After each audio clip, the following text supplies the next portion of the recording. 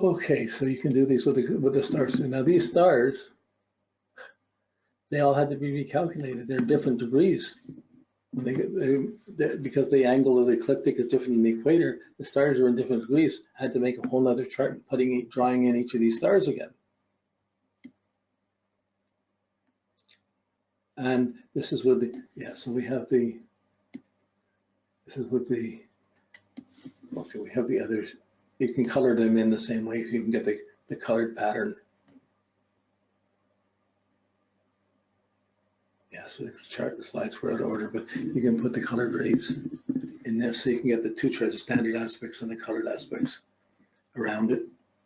But the colors on this one, okay, look, here's Leo, here's young sun in Leo. Again, this chart is from the earlier days, and it's really the beginning of Aquarius. So there were two charts, and I'm caught in between over the years of working with this. So I just noticed this now. But anyways, we'll still bear. But in the houses, in this chart, the sun would be in the 6th house, which is a Libra quality, but the green goes around. So the colors are different than the colors of the signs. So you could have one mandala that has the colors in the houses and another mandala that's very different that would have the colors in the signs, like the other ones we looked at. And anywhere there's differences, there's meaning or relevance.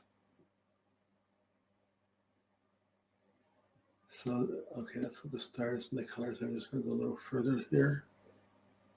Yeah, so these are the color patterns. So remember when we looked at Jung's pattern from the aspects in the geocentric chart, it was all yellow, bright yellow. But in the houses, in the right ascension, in the equatorial chart, it's blues and greens. For the time of day he was born at, a whole different texture. Colors are a funny thing, okay? Because colors, you have clothes we wear certain colors. We have colors we like to be around, but wouldn't wear them, or we might wear them. And then we have colors we're wearing that people can see. We have colors underneath that we can be wearing, nobody's seeing, unless we get personal. So there's all kinds of ways, layers that we, so there's layers upon layers of how colors give insights, but these insights are your relationship to colors across your life. Why you like this color, why you like that color, why you wear this, why you don't like it. It's a special language. Whoa. Words are the lowest form of astrology. Color, sound, thought. So far more profound than just words. Words fall dead, like clunk, like a sour note almost. They hardly express what some things you can see from these things. And often you see something that's this chart. Okay, this is a combination between, on the right hand side is the ecliptic chart of Jung. This has the two different times. I just pulled these together. I just noticed this has the left hand chart, the right ascension chart has the later Aquarius. This was an earlier chart that I did and it wasn't correct. I haven't redone them all. This one has the early Aquarius, right? So there's a slight difference in the light and darkness, that's there. But what I wanted to show with this example is the constellations in the right ascension, in the equatorial chart, are different than the constellations in the geocentric chart, in the ecliptic chart. Because, like, let's see. Okay, here in our northern hemisphere ecliptic chart, you see there's the point in Pisces here where the constellation Pisces overlaps the constellation of Aquarius by 1 degree. Just 1 degree overlap. So that's when the age of Aquarius begins in 2703. And the age of Pisces ends about 100 years after the age of Aquarius begins, of the constellational ages. But when you look at the right ascension chart, the beginning of Aquarius is 10 degrees, 9 degrees overlapping Pisces. So the age of Aquarius would begin way sooner.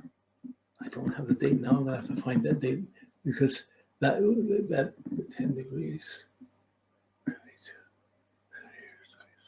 That would put it closer to now. So like people talking about the age of Aquarius coming in sooner, being now, it would be connecting to this.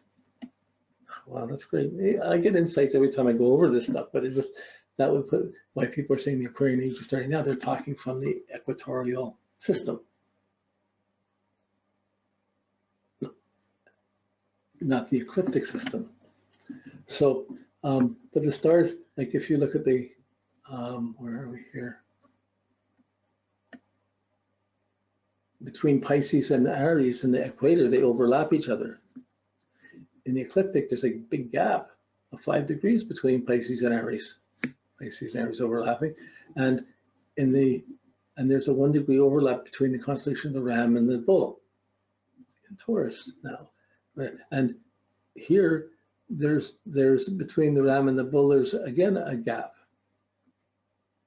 Like they're looking at different things. They're different slices, and these differences look between the constellation of the Virgin and the Scales. In the right ascension chart, there's like 1 little degree separating them, the stars. But if you look at the ecliptic chart, looking from the ecliptic, there's a 5 degree difference between those 2 stars. These are big things, and even the size of, look at in our normal northern hemisphere chart on the right, you see the Scorpion is the size, but if you look at it in the southern hemisphere chart, it's magnified, it's much bigger.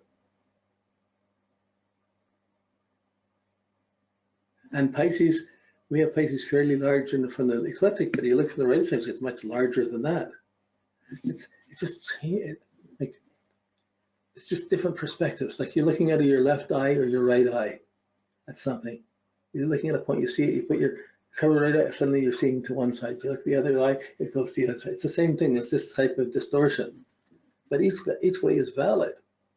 There's a lot to be said for this.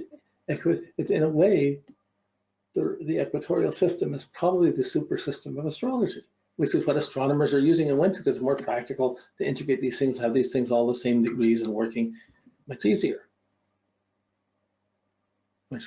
But there's different things on each level.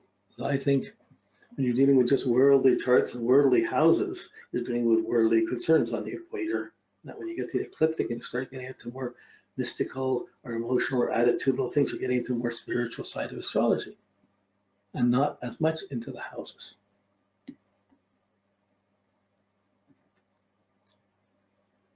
So this shows the 2 charts, right? And then the ecliptic chart is on the right.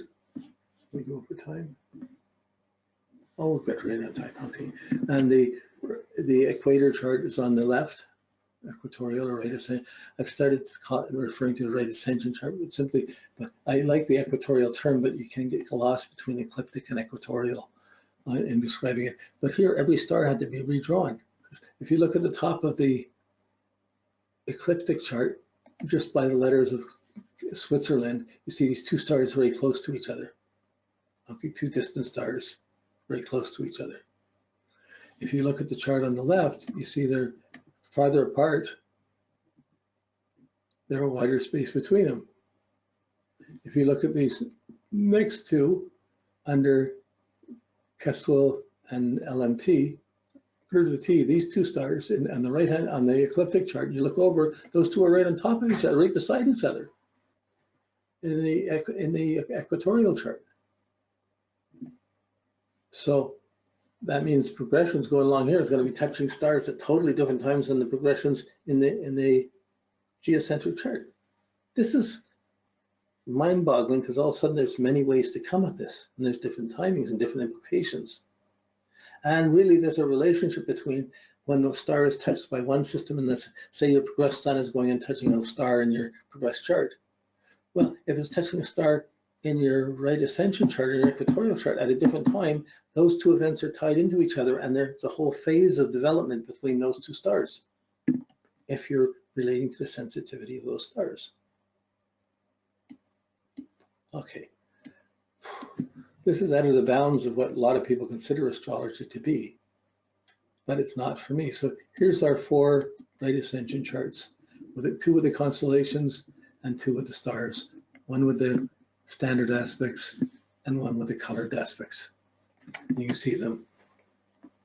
But what's actually being measured is differently. It really is this left eye, right eye thing. You're seeing different stars in different positions and different timings related. The constellations are different sizes. Well, then if you did a Chinese chart and you did the Chinese constellations, they've divided them differently and have different meanings totally for them, but they have their astrology built around that too. Okay, so that's basically all of the charts that we're going to do, all of the three style of charts: geocentric, equatorial. The ecliptic is what we're standard using. Then we go from the ecliptic to the heliocentric, which is staying on the ecliptic. Then there's equatorial, which tells you, which gives you certain information. Like the fastest thing where it's most useful is you get a quick check on whether the planet is actually, if something's in the 12th house in your natal chart and in your ecliptical chart, and you check in the southern hemisphere, you check on the equatorial chart, if it's in the 12th house, it's totally in the 12th house. If it's in the first house, you're going, oh, it's registering in the degrees of the 12th house of the ecliptic chart, but it's actually in that first house, or vice versa. So for those of you who want to get your moon out of the 12th house, or it can't be here, it can't be there, it's possible, it may not be, it's worth a check. Now, most of the computer programs with astrology, they don't give you the astronomy. They don't give you the right ascension horoscope. There was one book Rob Hand put out back in the 70s that gave the right ascension chart and the right ascension zodiac that did this, and then it got and never was republished and never came out, so it never became really accepted. It was touching on the edge of something. It certainly affected me in seeing that. It expanded the parameters and the uniqueness of these advanced levels of astrology. And over the years, I've come to know these advanced levels better and better, and I'm seeing the usefulness of this more and more. But the time to get this information, it needs a computer program so it can be laid out, and you can see it without having to be calculating it like I am. So the same thing is true for the Southern Hemisphere charts. You reverse the signs. All the signs are reversed: geocentric, heliocentric, and right ascension. And they're spiraling the other way. And there's still the constellations, and there's the stars. These are the Northern Hemisphere ecliptic. The Southern Hemisphere ecliptic. And this is J.R. Tolkien's chart, and the same Southern Hemisphere ecliptic with the colored rays. This is J.R. Tolkien's chart, where he's born in January, but he's the Cancer, the imaginative Cancer, living in his own hobbit hole.